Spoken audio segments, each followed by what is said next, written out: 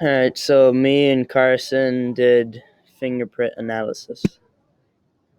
So first, a few in details and techniques of fingerprint analysis.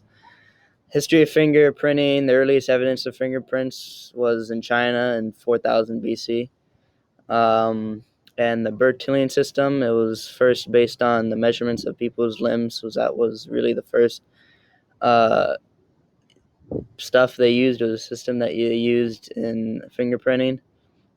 And the Sir William James Herschel was the first person to work with fingerprints to identify criminals. In the 1980s, the AFIS, the Automated Fingerprint Identification System, was implemented for the FBI and is still used today.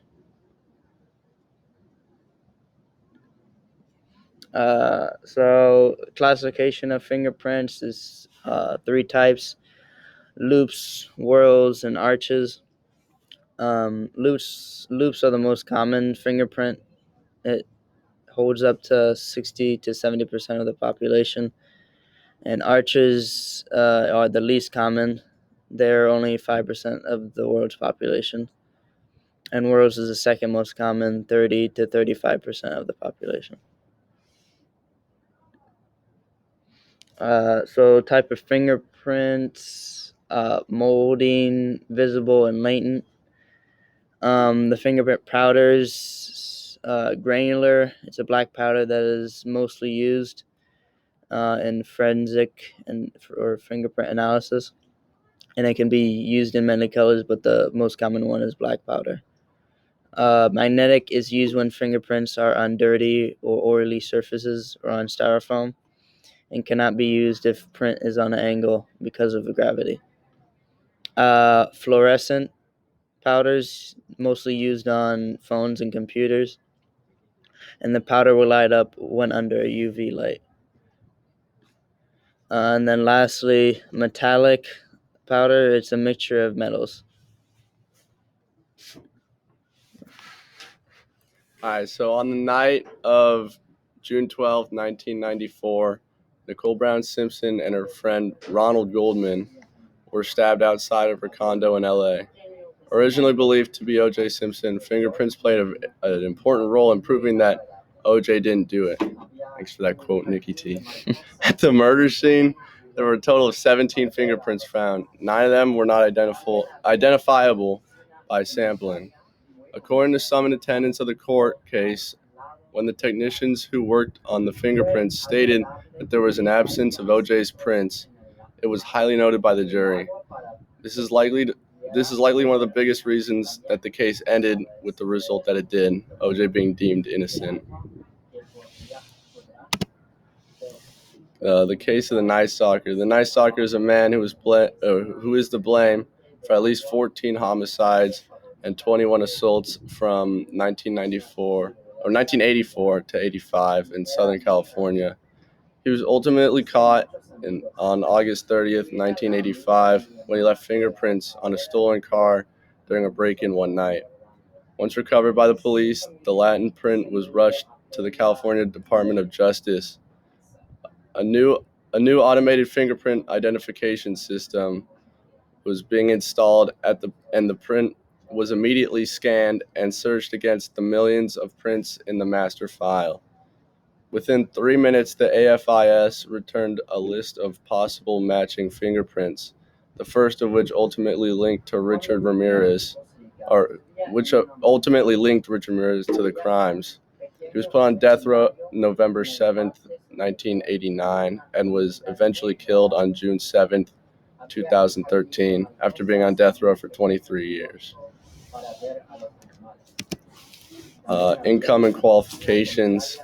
Income for forensic analysis. The median salary for 2021 is $64,978 yearly, I assume. For qualifications, bachelor's degree is required.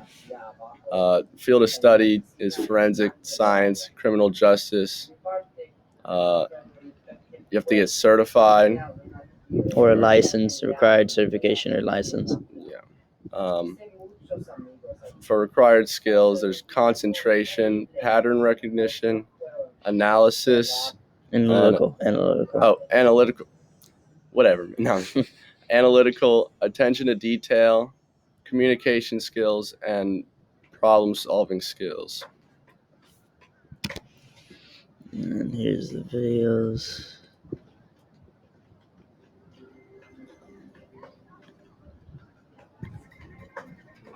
Stop recording. Does it stop recording? No.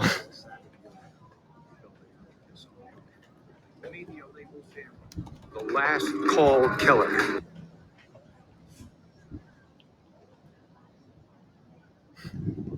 Locations happened to be Staten Island. The store in Staten Island which sold those bags was close to the CVS drugstore that sold the latex gloves found with Thomas Mulcahy's body. The reasonable assumption is that the killer either lives or works in that neighborhood because that would be within what's called their zone of familiarity, their comfort zone. Using a process called superglue fuming, investigators were able to lift 2 partial fingerprints and a partial palm print from the bags. These prints were entered into the nationwide fingerprint database of known criminal offenders. The results of that entry and the search were negative. There was no match. We had ran out of leads, and it wasn't looking too promising. 2 months later, investigators' worst fears were realized when another dismembered body was found in a garbage can 12 miles outside of New York City. I looked down in a garbage can, there it was. A couple arms, folded up neatly. The reaction of every person who found body parts, and I quote them, was holy shit. There was no... Okay, we can stop there. Next one.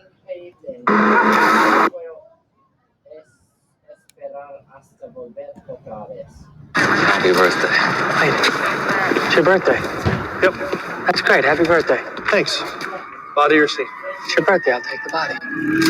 Dave, looks like you wiped the cab down pretty good. We got some blood over here. Prince? Could very well be what dusted at the hall. The odd thing is, we also got gloves. Suspects? There's blood on them. Hey, Pete? You through over there? Can I get in there? Who rolled it? Stewards.